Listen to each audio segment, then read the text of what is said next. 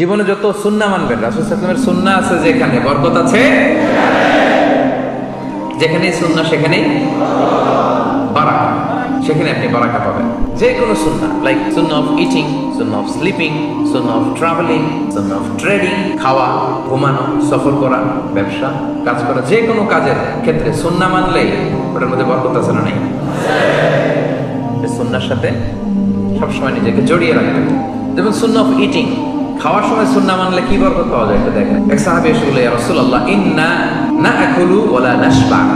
হে আল্লাহর রাসূল, আমরা খাই কিন্তু পেট ভরে না। এরকম অনেক সময় হয় না? হয়। কার কার হয় দেখি? খাইলেও পেট ভরে না, দেখি কার কার। সাহস করে দিয়ে একজন হাত তুলেও ফেলছে। ঠিক আছে, সৎ সাহসের জন্য ধন্যবাদ। হতে পারে যারা কাজ করে বেশি, চিন্তা করে বেশি, ক্ষুধা লাগে। নট নেসেসারি যে আপনার অনেক দৌড়াইতে হবে, এক্সারসাইজ করতে হবে না। আপনি ব্রেন স্টর্মিং করলে ক্ষুধা লাগবে। আমি নিজেও ফিল করি, যখন কোনো কিছু নিয়ে খুব ভাবি তখন ক্ষুধা লাগে, এটা হয়। তো সাহাবীরা কি চিন্তা করেন, কি সিম্পলিস্টিক লাইফ লিড করতো। মনে যা আসছে নবীরে বলে ফেলছে, এ রাসূলুল্লাহ, ইন্না নাআকুলু ওয়ালা নাশবা। রাসূল, আমরা খাই কিন্তু পেট ভরে না। পেট ভরে না কেন? রাসূল সাল্লাল্লাহু আলাইহি ওয়াসাল্লাম দেখেন কি বলে। রাসূল সাল্লাল্লাহু আলাইহি ওয়াসাল্লাম বললেন, লাআল্লাকুম তাআকুলুনা মুতাফাররিকিন। মনে হয় তোমরা একা একা খাও, একসাথে খাও না। মনে হয় তুমি একা একা খাও, মেবি ইউ ইট অ্যালোন, একসাথে মনে হয় খাও না।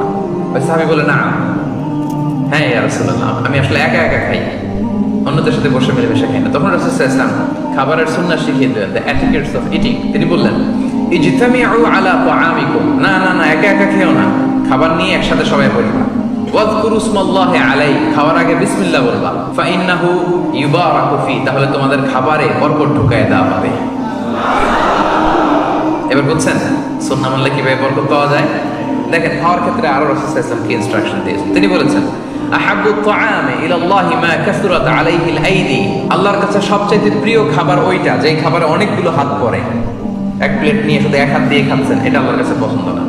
একটা খাবার নিয়ে অনেকগুলো মানুষ বসে চারদিক থেকে নিয়ে নিয়ে খাচ্ছে, এই খাবারটা আল্লাহর কাছে বেশি প্রিয়। সুবহানাল্লাহ।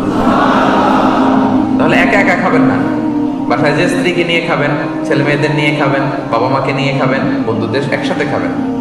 এবং খেয়াল করে দেখবেন, একা একা খেলে যে টেস্ট পাওয়া যায়, কয়েকজন মিলে খেলে এটার টেস্ট বেড়ে যায় কয়েক গুণ।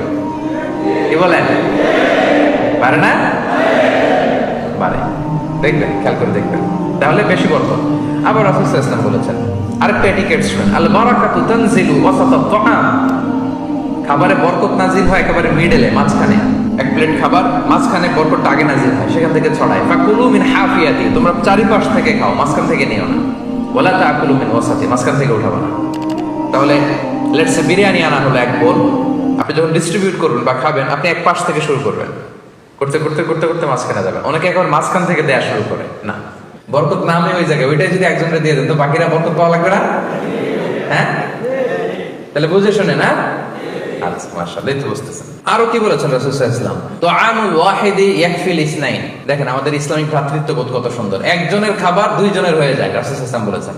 তুআমুল ইসনাইনি ইয়াকফিল আরবাআ, দুজনের খাবার চারজনের হয়ে যায়। তুআমুল আরবাআ ইয়াকফিল আস-সামানিয়া, চারজনের খাবার আটজনের হয়ে যায়।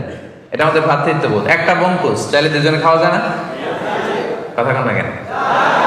নাসি গোরেং আয়াম, মজা করে খাইয়াম।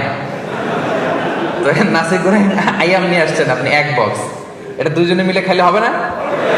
হবে না? এটাই শিখেছে ইসলাম আমাদের। আনলাম, তুমি একটু আমি একটু, ভাগ করে হয়ে গেছে খাবার।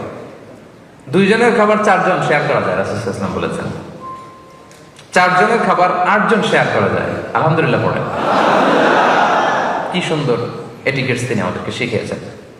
তাহলে আমরা জানলাম, এটা তো শুধু খাওয়ার ক্ষেত্রে আমি বললাম, এরকম সব কিছুর ক্ষেত্রে রাসূল সাল্লাল্লাহু আলাইহি ওয়াসাল্লামের সুন্নাহ আছে না? ফলোইং সুন্নাহ, সুন্নাহ মানলেই বরকত নেমে আসবে।